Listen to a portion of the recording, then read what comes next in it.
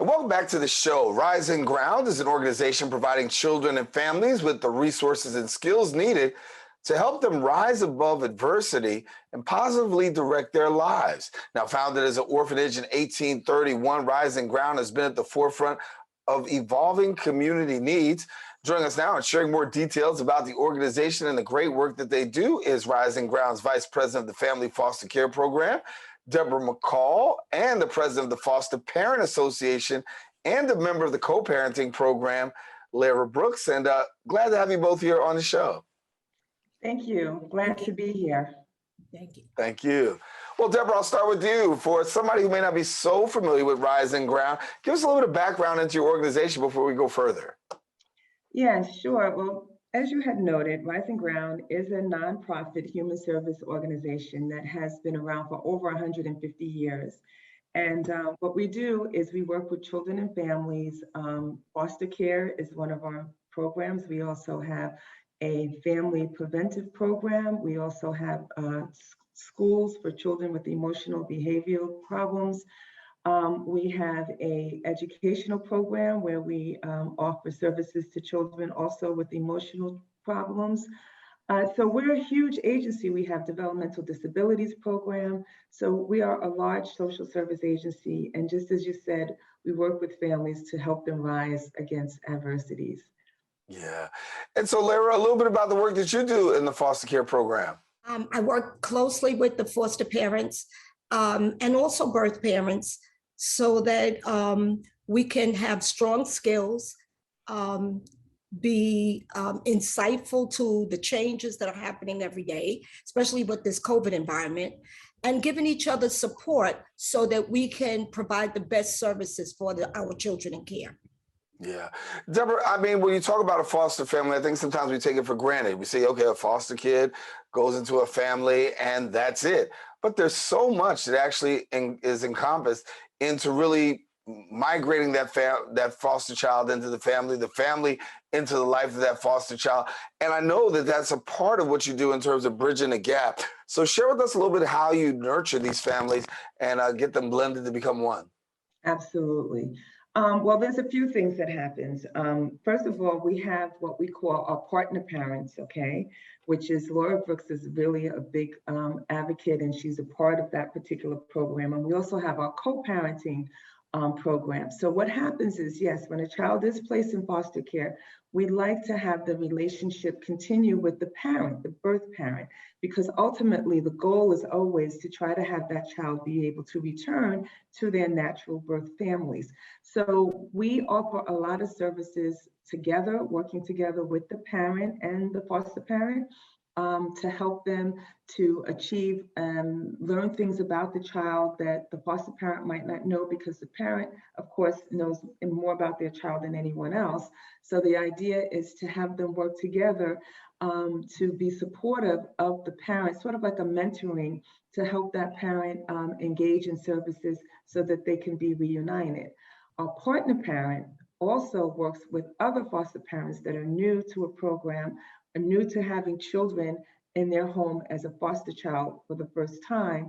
So what they do is they mentor that foster parent and tell them what to expect as a new foster parent and caring for a child that's coming into care. Particularly, all of our children, of course, are affected by trauma.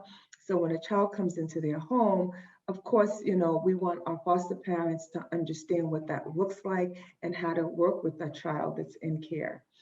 Yeah. And I know, Lehra, you know, you're the president of the Foster Parent Association, and that's a support group I know. Talk to us about the work that goes on there and how you help families through the process. Well, we provide monthly themes, and we meet once a month on the third Saturday of the month.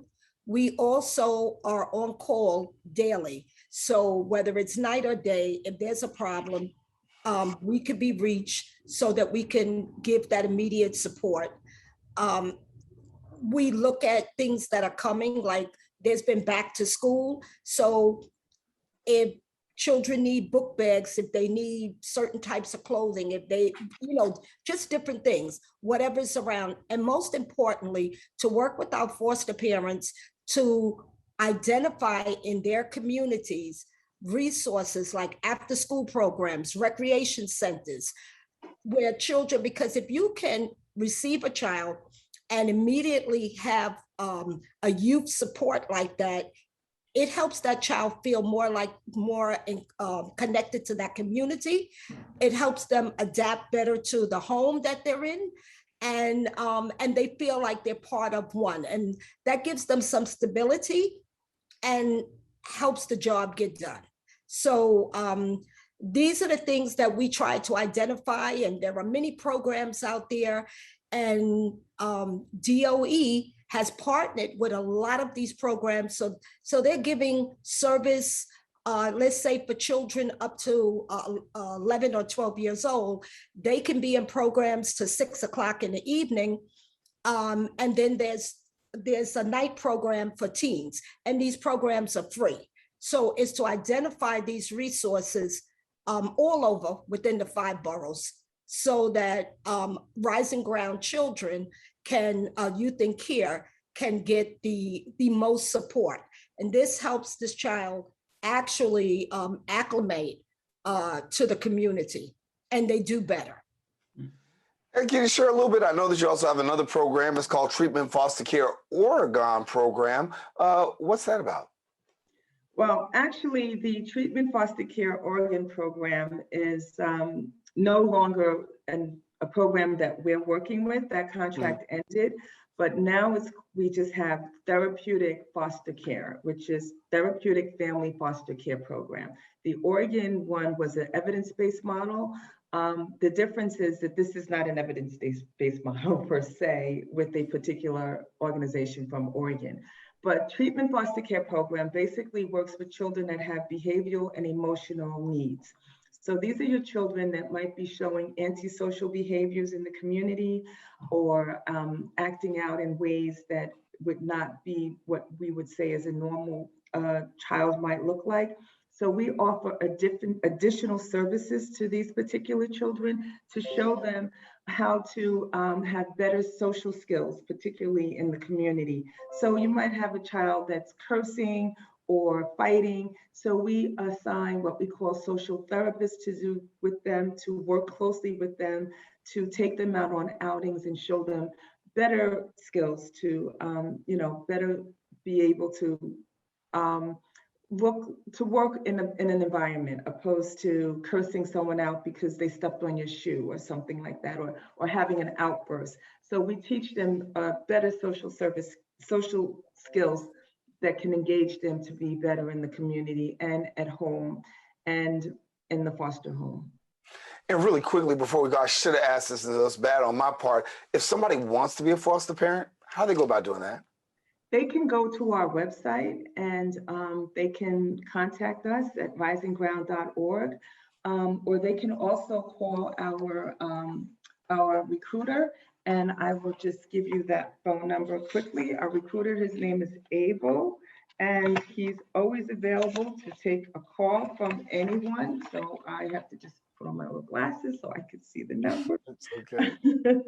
So you can call us at 914-462-1371, or you can go to our website again, risingground.org, and it will say want to become a foster parent, and you can click on that link, and then you can email us as well. Well, thank you, Debra and Lehra, and for Rising Ground and the work that you're doing in uniting families. I'll take it from here in terms of giving more information again. Tell you that you can visit their website at risingground.org. Of course, you can also call them at 914-462-1371 if you are interested in becoming a foster parent. We'll have more show. Don't go anywhere. Open is coming up right after this.